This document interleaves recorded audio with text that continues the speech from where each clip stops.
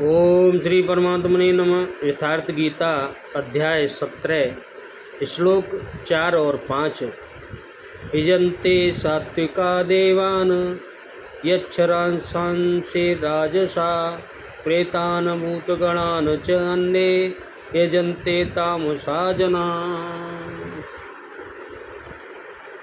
अशास्त्रविहितं घोरं तपन्यन्ते ये तपः जना दम्भहंकारं संयुक्ता कामरागबलान्विता।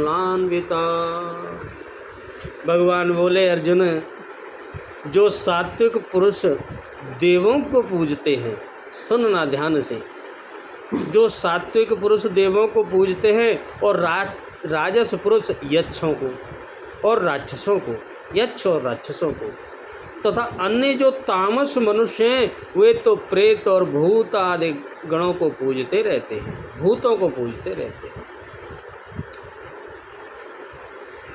और जो मनुष्य शास्त्र विधि से रहित केवल मन कल्पित घोर तप को तपते हैं, मन कल्पित, शास्त्र के अनुसार नहीं, तथा दम्भ और अहंकार से युक्त एवं कामना, आसक्ति एवं और बल के अभिमान से भी युक्त है।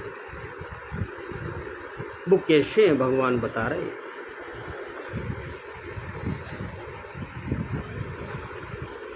उनमें से सात्विक पुरुष देवताओं को पूजते हैं और राक्षस पुरुष यक्ष और राक्षसों को, रजोगुणी और तमोगुणी पुरुष भूत प्रेतों को पूजते हैं। वे पूजन में अथक परिश्रम भी करते हैं, बहुत तपस्या करके पूजते हैं इन तीनों को, अलग अलग स्वभाव वाले। और वे मनुष्य शास्त्र विधि से रहित घोर कल्पित क्रियाएं रचकर तपते हैं, तप करते हैं अपने ही मन से। वो भी करते हैं दम्भ और अहंकार से युक्त, कामना और आसक्ति के बल से बंधे हुए, कामना और आसक्ति के लिए करते हैं, बड़े बड़े तप करते हैं, अनावश्यक तप करते हैं।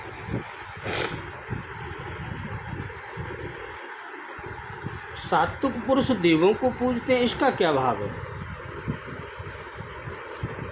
इससे भगवान कार्य देखकर कारण की पहचान होती है। इस न्याय के अनुसार जब देवता सात्विक हैं तो उनकी पूजा करने वाले भी सात्विक ही होंगे। जैसे देव वैसे ही उनकी पुजारी।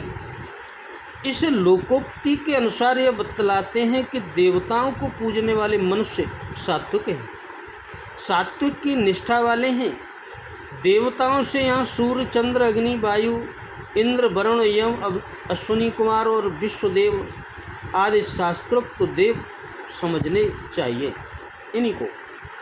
और यहाँ देव पूजन क्रिया सात्विक होने के कारण उसे करने वाले को सात्विक बतलाया है। परंतु पूर्ण सात्विक तो वही है जो सात्विक क्रिया को भी करता है तो लेकिन निष्काम भाव से करता है। राजस पुरुष यक्ष राक्षसों को पूजते, इससे क्या भाव है, क्या तात्पर्य है?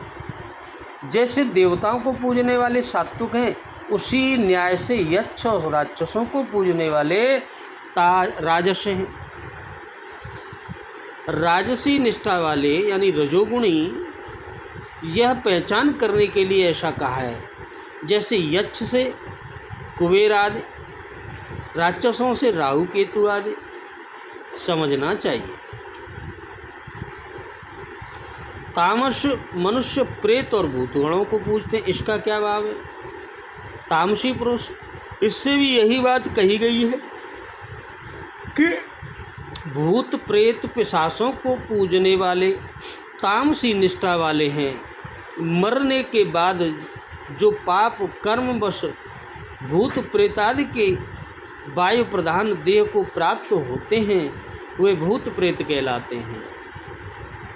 वायु, हवा रूपी देह, इन लोगों की गति कैसी होती है? भगवान कह रहे हैं, जैसा इष्ट वैसी गति, जैसा इष्ट वैसी गति। प्रसिद्ध ही है देवताओं को पूजने वाले देवगति को प्राप्त होते हैं, यक्ष राक्षसों को पूजने वाले यक्ष राक्षसों की गति को, और भूत प्रेतों को पूजने वाले उन्हीं के जैसे रूप गुण और स्थित आदि को पाते हैं। 9वें अध्याय के 25वें श्लोक में भगवान ने यान्ति देवव्रता देवान भूतानि यान्ति भूतेज्या आदि से यही सिद्धांत बतलाया है।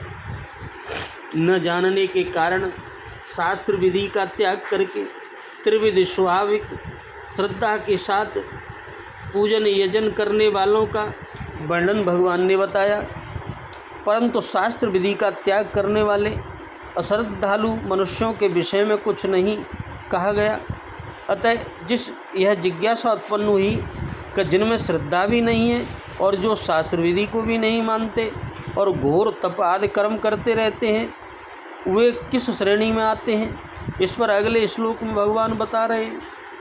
शास्त्र विधि से रहित और घोर तप कैसे तप को कहते हैं? जिस तप के करने का शास्त्रों में विधान नहीं है, जिसमें शास्त्र विधि का पालन नहीं किया जाता, जिसमें नाना प्रकार के आडंबरों से शरीर और इंद्रियों को कष्ट पहुंचाया जाता है और जिसका स्वरूप बड़ा भयानक होता है, ऐसे तप को शास्त्र विधि से रहित घोर तप कहते हैं। इस प्रकार तप करने वाले मनुष्यों को दंभी और अहंकार से युक्त भगवान ने बतलाया। इसका क्या कारण है, क्या भाव है? इस प्रकार के शास्त्र विरुद्ध भयानक तप करने वाले मनुष्यों में श्रद्धा नहीं होती। वे लोगों को ठगने के लिए और उन पर रौब जमाने के लिए पाखंड रचते हैं तथा सदा अहंकार से फूले रहते हैं। इसी से उन्हें दंभ और अहंकार से युक्त कहा गया। ऐसे मनुष्यों को कामना, आसक्ति और बल के अभिमान से युक्त कहने का क्या अभिप्राय है? उनकी भोगों में अत्यंत आसक्ति होती है। इससे उनके चित्त में निरंतर उन्हीं भोगों की कामना बढ़ती रहती है। वे समझते हैं कि हम जो कुछ चाहेंगे वही प्राप्त कर लेंगे। हमारे अंदर अपार बल है, हमारे बल के सामने किसी की शक्ति है जो हमारे कार्य में बाधा दे सके। इसी अभिप्राय से उन्हें कामना, आसक्ति और बल के अभिमान से भगवान युक्त बता रहे हैं। यह स्पष्ट किया।